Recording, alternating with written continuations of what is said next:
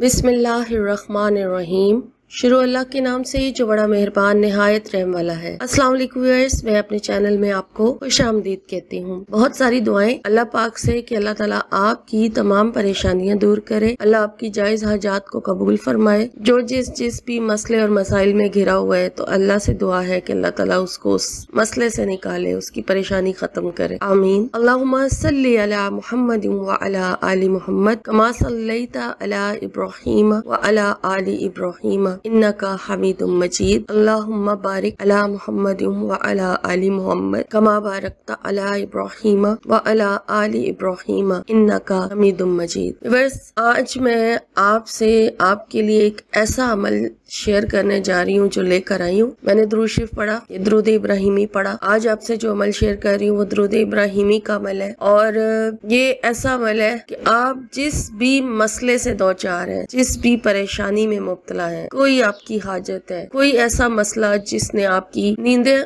उड़ा रखी हैं, जैसे कोई कर्ज इतनी बड़ी प्रॉब्लम में फंसा हुआ है, कोई कर्ज दे नहीं रहा वापस जिसको आपने दिया हुआ है, या आपने किसी से लिया हुआ है और आपसे वापसी का कोई इंतजाम नहीं हो रहा और आप इस परेशानी की वजह से आपकी रात की नींदें, दिन का चैन, हर किस्म का मतलब सुकून नहीं है, बेचैनी में आप मुब्तला हैं, उसका इलाज है ये दुरूद शरीफ और दुरूद इब्राहिमी। कोई रिश्तों में रुकावट है, कोई रिश्तों में बंदिश है, शादी के हवाले से रिश्ता कहीं नहीं हो पा रहा, उम्र बढ़ती जा रही है, तो उसका हल है दुरूद इब्राहिमी। कोई जादू का मामला है, जादू मुसलसल चलता आ रहा है, नस्ल दर नस्ल चलता आ रहा है, आपकी परेशानी नहीं दूर हो रही, क्योंकि जब जादू हुआ होता है तो अपने आप सारे काम जो है ना रुकावटों में रुकावट आ जाती, समझ ही नहीं आ रही होती, इंसान का दिमाग ही काम नहीं कर रहा होता, उसको खत्म करने का हल दुरूद इब्राहिमी। आपकी जिंदगी का कोई भी मामला है, कोई भी मसला है, सब का इलाज है ये दुरूद इब्राहिमी। अगर आप इसको इस तरीके से पढ़ लेते हैं, अपने किसी एक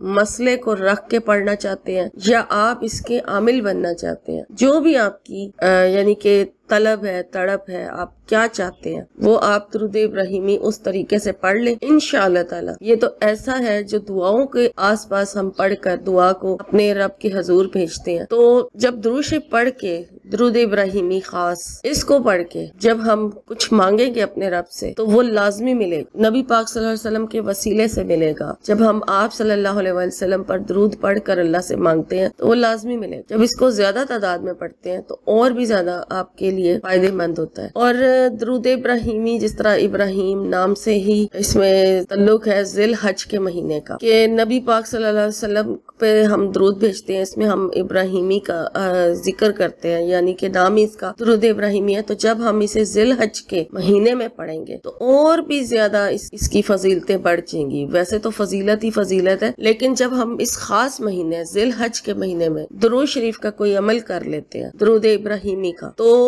उसकी यानी कि इतनी बरकतें हैं, इतनी फजीलतें हैं, इतनी ज्यादा तासीर आ जाएगी उसके अंदर। आप अगर इस बाबरकत महीने जिल हज के महीने में दुरूद इब्राहिमी के आमिल बन जाते हैं, उसके बाद आपकी जिंदगी में कितनी आसानियां, कितनी परेशानियों से निजात, किसी किस्म का कोई भी मसला सब खत्म हो जाएंगे और आपकी जिंदगी में एक सुकून, हर तरफ आपको सुकून महसूस होगा, बेचैनी खत्म होगी। आप ये करके देखें इंशाअल्लाह ताला। अभी जिल हज का महीना शुरू होने लगा है, तो जिल हज के महीने में अगर आप ये अमल कर लेते हैं जो मैंने आमिल बनने के लिए कहा है तो बहुत बेस्ट रहेगा। और अगर आप किसी खास मसले के लिए पढ़ना चाहते हैं, कोई एक आपकी हाजत है उसके लिए पढ़ना चाहते हैं, कोई आपको रास्ता नजर नहीं आ रहा आप उसके लिए पढ़ना चाहते हैं, तो वो आप कभी भी शुरू कर सकते हैं। और खवातीन के लिए खास कहा गया है कि नापाकी के दिनों में अमल नहीं कर सकते, वो नागे के दिन निकाल के फिर वो दिन सिलेक्ट करें जिस दिन वो ये अमल करें तो उनका बीच में नागा ना आए। पूरा महीना है जिल हज का, अगर आप जिल हज में करना चाहती हैं तो उसके आपको सिर्फ 11 दिन चाहिए होंगे। आप वो 11 दिन सिलेक्ट करें जिस दिन आपको पता है कि नागे का दिन बीच में नहीं आना, ठीक है। तो वो 11 रातें या 11 दिन आपने सिलेक्ट करने हैं जब आपने आमिल बनने के लिए अमल करना है। वो मैं आपको सारी डिटेल अभी बताती हूँ। आप फटाफट से मेरी वीडियो को लाइक करें और मेरे चैनल को सब्सक्राइब करें, शुक्रिया। और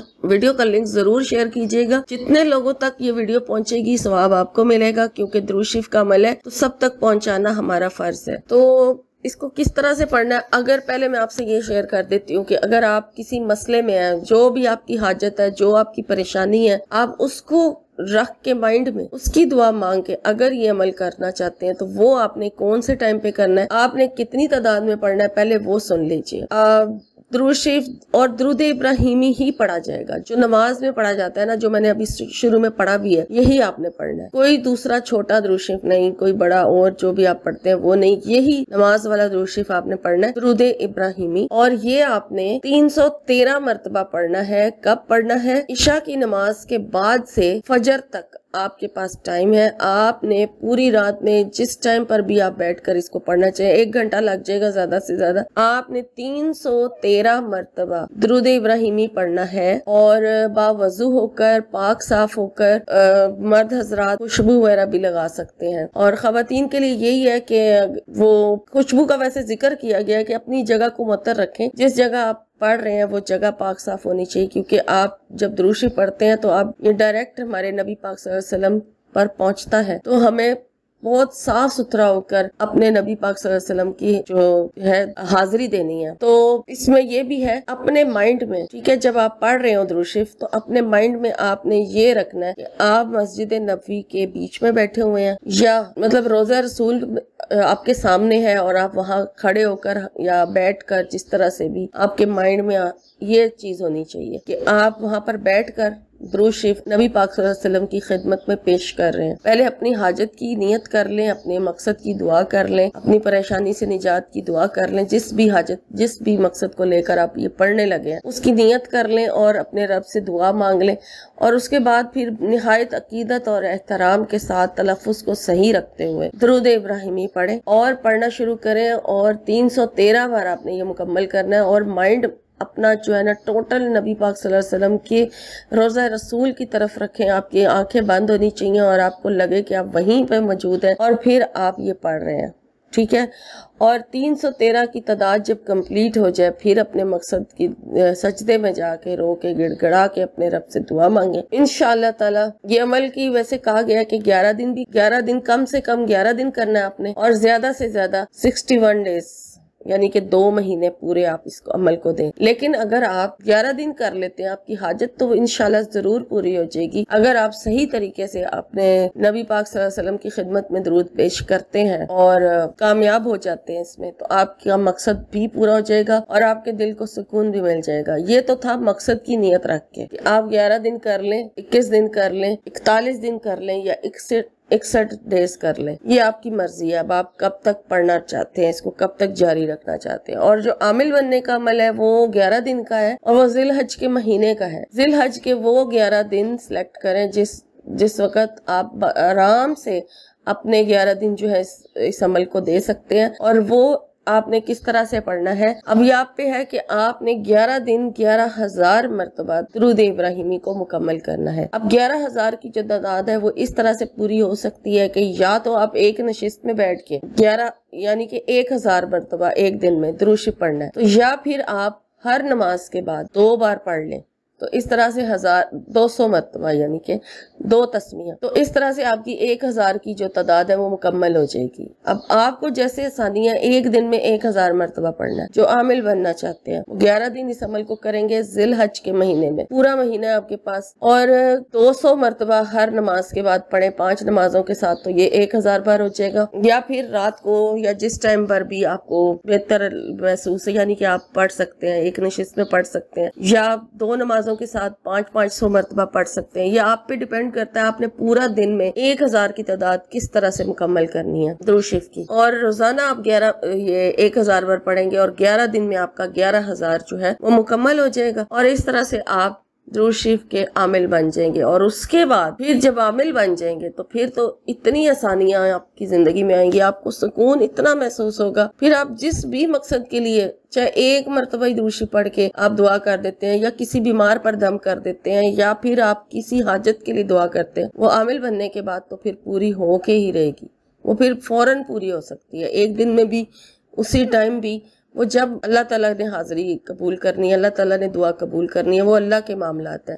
बस आप अपनी दुआ पेश करते रहें, आप अपना मकसद अल्लाह के सामने पेश करते रहें, कबूल अल्लाह ने करना है। सही तरीके से पाक साफ होकर अपने रब के हजूर पेश करें जो भी अपनी दुआ कर दी है, और इस दुरूद शरीफ की बबर की वसीले से पेश करें तो इंशाल्लाह ताला देखिएगा कि कामयाबियां किस तरह से आपके नसीब बनती हैं, आपका मुकद्दर बनती हैं। ज़रूर कीजिए। सब मुसलमानों को अपनी दुआओं में याद रखें। और मैंने आपको इसका दोनों तरीके से बता दिया है। अब आपको जो सा आसान लगता है उसके मुताबिक आप ये अमल कर लें।